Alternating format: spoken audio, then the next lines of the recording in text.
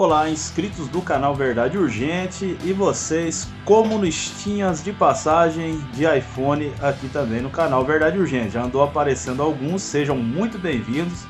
Se quiserem se inscrever para serem membros do clube Haters Verdade Urgente, pode se inscrever para acompanhar aqui, tá? A gente vai estar falando desse tema aí até consumar o segundo turno. Então tem muita lenha para queimar, muita paulada para tocar aqui, muito entubada para receber aqui, tá bom? A gente não censura ninguém aqui, nós somos desse tipo de política e damos ouvidos, analisamos os conteúdos, links, vamos atrás de tudo aqui com todo amor e carinho. Bom, tema do vídeo de hoje, continuando a nossa minissérie das cagalhadas comunistas do passado, hoje eu quero mostrar para você aquilo que a internet não deixou morrer. Como era o relacionamento do Brasil na época desses governos esquerdolas que dominaram por um tempo no nosso país. Deus abençoe que não volte a acontecer. Mas como era o relacionamento do nosso querido barbudo cachaceiro com os países com quem ele flertava e namorava. Eu tenho certeza que muitas pessoas não tinham noção disso, nem se...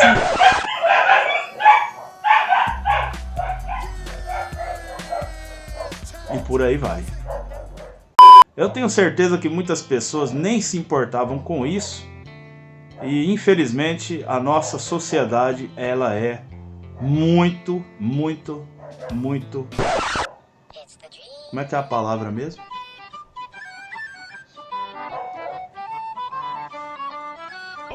Que viagem é essa, velho? A nossa sociedade é muito deficiente nesse sentido. Se você quer saber mais informações, vendo mais vídeos sobre política aqui no canal, playlist aqui. Só ir lá e dar um pulinho para você servir-se de informações e tudo mais. No demais, vem comigo após a vinheta.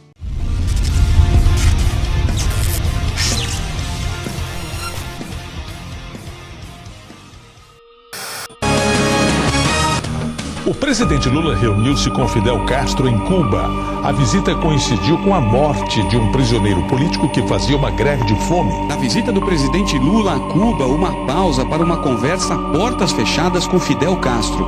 Apenas fotos foram divulgadas. Segundo Lula, a saúde de Fidel parece melhor do que há um ano, no último encontro que tiveram. Foi uma pequena conversa de 2h30, onde nós trocamos muitas ideias.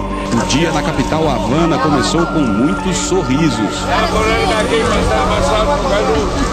Mas por trás dessa descontração toda existe um grande mal-estar. Lula chegou a Cuba poucas horas depois da morte de Orlando Zapata, um dos muitos presos políticos que estava em greve de fome havia 85 dias.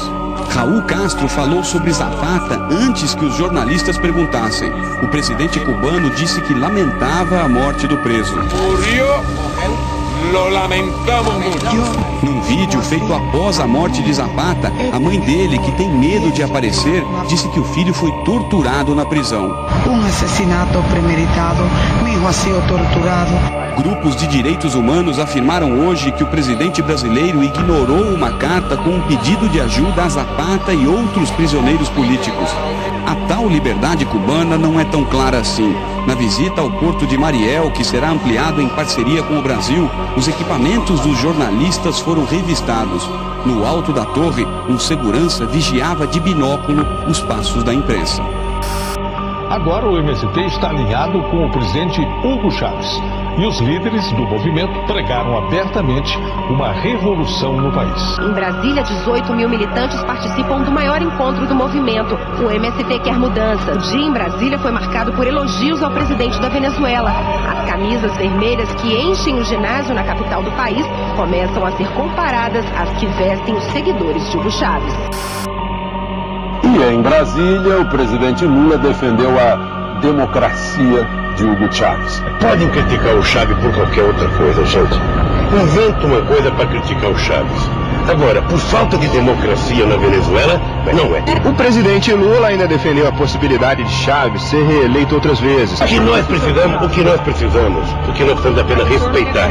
O que nós precisamos é respeitar a autonomia e a soberania de cada país.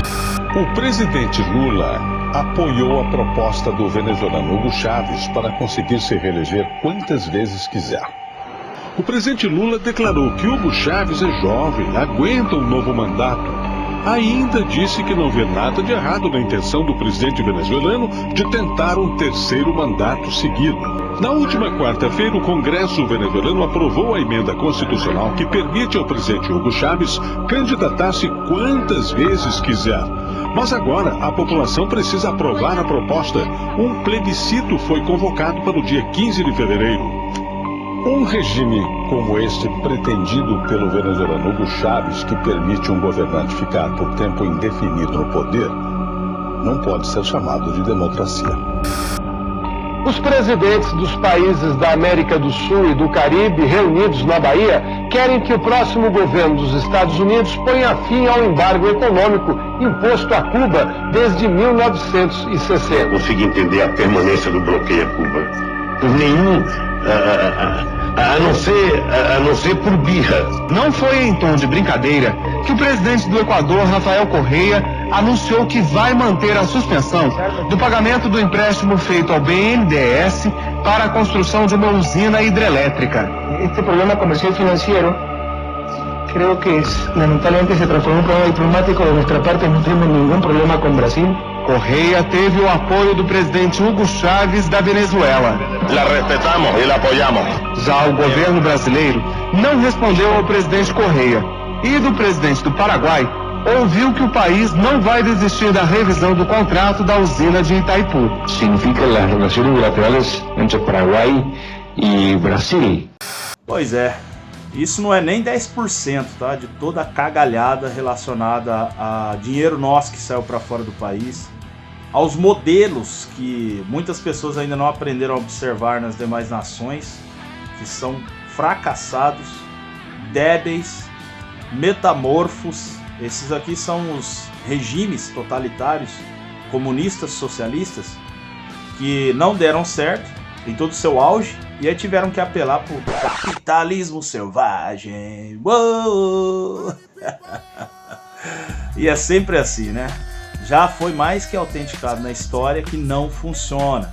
Pessoas são presas, perseguidas, levadas a campos de concentração, trabalho escravo forçado, mortas, fogem para outros países, emissoras censuradas, tá? Cuba também aconteceu isso, as pessoas começaram a vazar vídeos das situações que aconteciam lá, manifestações, pessoas sendo executadas, mortas nas ruas, e aí eles começam a bloquear a internet, censurar as pessoas, e infelizmente ainda tem uma carrada de gente inocente, mal informada, ou que não quer saber mesmo de ver a realidade, que acham que tudo é montagem, que é gambiarra, acredita nisso ainda. Acredita nos discursos do cachaceiro, no oba-oba, nas dinâmicas, né?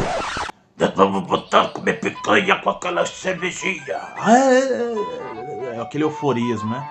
Mal sabem do que ele está falando e muito menos planejando. Oh meu Deus, tenha misericórdia de nós. Mas fica aí a reflexão, espalhe esse vídeo para as pessoas poderem chegar ao conhecimento dessas verdades. Isso é muito sério, visto que está chegando o dia decisivo para nós, para o nosso futuro. Se inscreva no canal se você ainda não for inscrito, ative o sininho para receber a notificação de novos vídeos e comente aqui o que você achou, se você já sabia dessas notícias, se você já tem informações atuais de toda a desgraça que acontece onde esse povo coloca a sua mão e se instaura. Deixando aqui o meu lembrete, eu não confio nesse sistema desgraçado. Não confio no sisteminha via algoritmo deles. Já fique sabendo. Eu tô vendo a galera correr, vai pra lá, vai pra cá, faz aquelas campanhas, se esforça nas redes sociais, distribui material, a gente conversa, tenta convencer as pessoas, tenta despertar.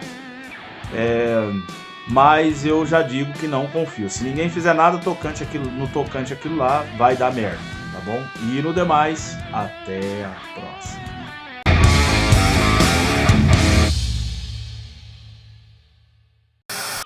O Câmara Record entra em um país marcado pelas práticas de um governo autoritário, a Venezuela. Diante das nossas lentes, Retratos do desemprego, hiperinflação, fome e miséria extrema.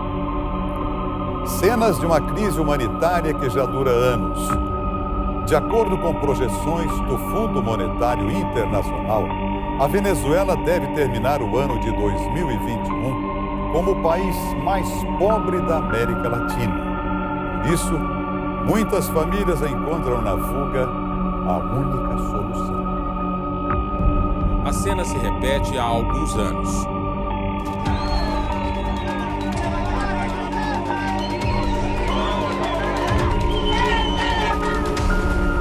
Desde que a crise humanitária se agravou na Venezuela, a cidade brasileira de Pacaraima, na fronteira, foi tomada por imigrantes venezuelanos.